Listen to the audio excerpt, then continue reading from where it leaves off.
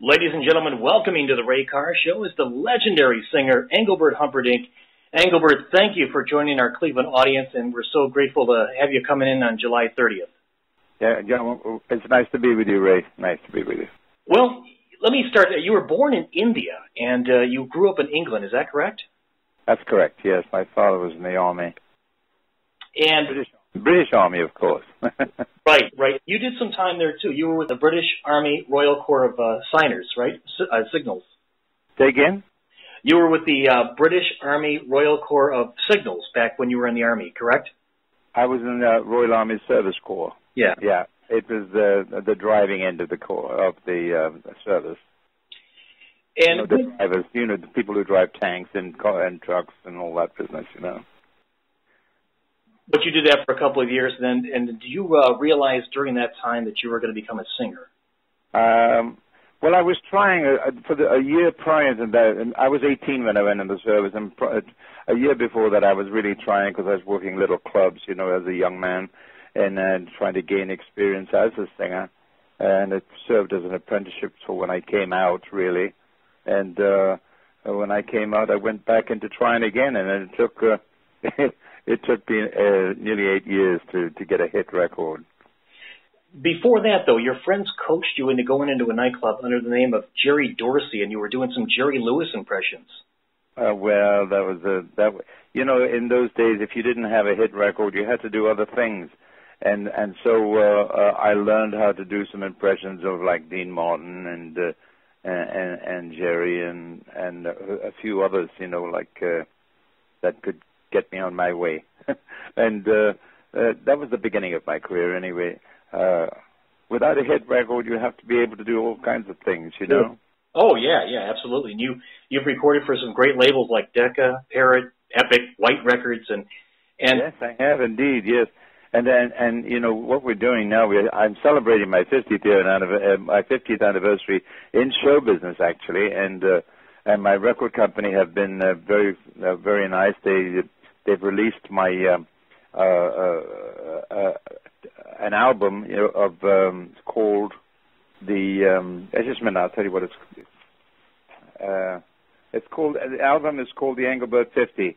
And it's got 35 songs on it, and a couple of new songs which are absolutely wonderful. I think it's called "I Followed My Heart," and I don't want to call it "Goodbye." And they've also released a box set of 11 CDs, never been known before. Wow, that's great. Yeah. So my 50th anniversary is really taken off, and it seems to be my recording career is coming back because I'm back in the studio now recording a brand new album. For future release, probably around September, October, and we're halfway through it right now. How does your voice feel these days? I mean, I listened to you sing. You sound great. I have to tell you, my voice hasn't changed at all. I'm touching wood as I say that because usually as you get older, your vibrato gets kind of slower, and you lose your power. You lose your a couple of notes. You have to bring everything down. Mine has been very, very consistent. As a matter of fact, I'm singing more commercially today than I did yesterday, a day before, in the last 50 years. And I'm singing better than ever, I personally think, more contemporary. Why do you think that is? Why are you able to kind of like stop Father Time, so to speak, and be able to sing as well as you did 50 years ago? I don't know why. Usually, as I said, people lose their power, but mine hasn't changed at all. It's become. I'm very pleased the way I'm singing today. I really am. It's really in a commercial mode. Engelbert, how would you compare the music industry back in the late 60s to now? I mean, I know things are drastically different. That's obvious. But I mean, if you look, how would you describe? The only thing that's changed really is the fact that, if you sell albums today, you don't sell like you used to in the past. We had to sell 1 million to get a gold album. And fortunately for me, I've got like 68 gold and 23 platinum, which I'm very fortunate to have accomplished. But in today's world, it doesn't happen. You don't sell like that, and you don't get platinum over 1 million for platinum. They don't get all that in today's world. I don't think so, anyway. I think if you sell 50,000, you're in the charts, and it's a little different world, isn't it? Oh my God, yeah. I mean, there's so much. The music industry is so vast, and the type of music that you sing is appreciated by people that know music, and you have such a beautiful voice. Out of all the catalog of songs that you have, which one brings you the most joy in singing? Well, you know what? I've had such a wonderful array of beautiful music. I really can't put my finger on the songs that are. But to this day, I still sing songs like "A Man Without Love" and "Release Me" and "After the Loving." I keep it in my show because these are like the staples of my career.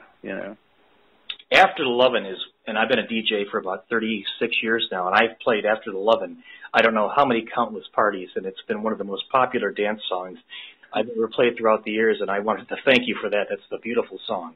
Oh, thank you very much. As a matter of fact, from what I understand, it was the most highly played song at the time when it was released in '77. It had the most plays of any song that has ever been known. Wow. From what I hear. So, but the song that really, got me off the ground was "Release Me," which of course stopped the Beatles from having their 13th number one, and it's in the Guinness Book of Records as selling the most albums that's ever been sold, in that particular year, and further on too, because it was an amazing song, and it really triggered my career. You still listen to "Release Me." It's got such a beautiful, haunting melody. It's just gorgeous. It's a great song. But at the time when it came out, there was a lot of really hard rock and roll songs out, and that song is kind of the anomaly if you think about it. I was like, I don't know, like an odd thumb sticking out. It was amazing how I got off the ground with that song. And overtook all these other people that you're talking about right now. What do you think it was about that at that time? Was it your manager, or who suggested that you record that? It was Gordon Mills, who was my manager at the time, and he was the one that created the whole thing.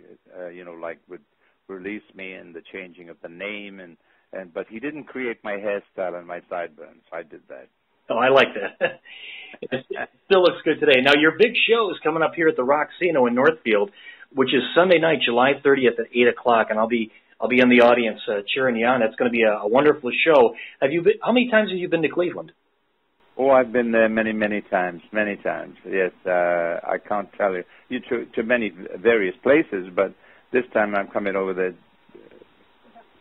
Yeah, the casino, and it's. I think I've been there before too. Yes, it's a nice place, and we can't wait to have you. I was going to ask you now: is there going to be any surprises in the show? Well, my show is completely different this year, and I'm really in the celebration year that I'm doing, and there's some brand new songs that I've brought out, and of course I use my usual songs that have been the big hits for me in the standards that I put in my show.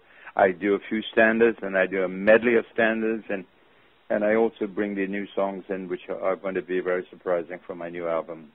Could you share some more of those new songs with us? Well, I'm going to do, a song called "I Followed My Heart," and the other song is called "I Don't Want to Call It Goodbye," and there's going to be another surprise in the show, which I just would want the people to see when they come and see it, which I've already recorded, and it belongs to Broadway. Oh, that's great. That's great. Engelbert Humperdinck, our special guest. Engelbert, is there anything in the music industry that you still want to do that you have not yet done? I don't think there's much I haven't done. I think I've covered the gambit of my musical world. I just appreciate the fact that I'm still recording and doing some great stuff, and I'm going to keep recording, and because this is the lifeblood of a singer, and I just love what I'm doing, and I'm happy to be on the road all the time. There's one question I want to ask you before I let you go. Is as years go by, what do you want younger listeners to say when they hear your music on the radio? Well, they will hear my legacy of the music that I leave behind, which is absolutely fantastic. And to this day, the songs I recorded in the past, and actually which you will see on and hear on the box label, on the box set that's out, they just have lifelong appeal. And it's and every time even when I sing "Release Me" or "There Goes My Everything" or "The Last Waltz," Quando, it seems as though I just recorded it yesterday. They're so fresh in people's minds. Yeah, Quando is one of my all-time favorites, and I failed to mention that one earlier. What about Spanish Eyes? I mean, that was the big. Yeah, it just goes on, it goes on and on. And Winter World of Love. Oh my God, yeah, yeah. I've got a million songs that were standards. They're absolutely amazing.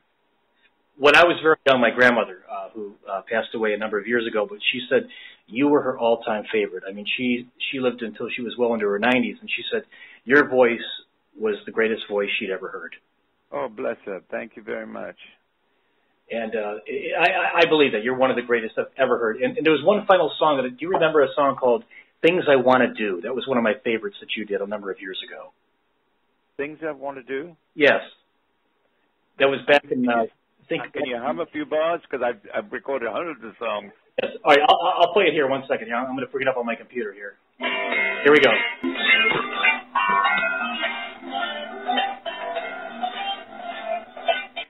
I really can't hear it, Ray. Were you able to hear that? No. Okay, hold on. I'll try it again. Make you run to me. Oh, how I'd love to be the master of you. If I could do Look at that young Humperdinck singing over there. Yeah, that was a song I remember when I was young as well. I like that one a lot. Oh, good. Thank you, Engelbert, and we'll see you on July 30th. Oh, come back and say hello, will you, Ray? I absolutely will, sir. Thank you, and I really appreciate your time, and thank you for all the great music. Okay, thank you, sir. Bye-bye. Bye.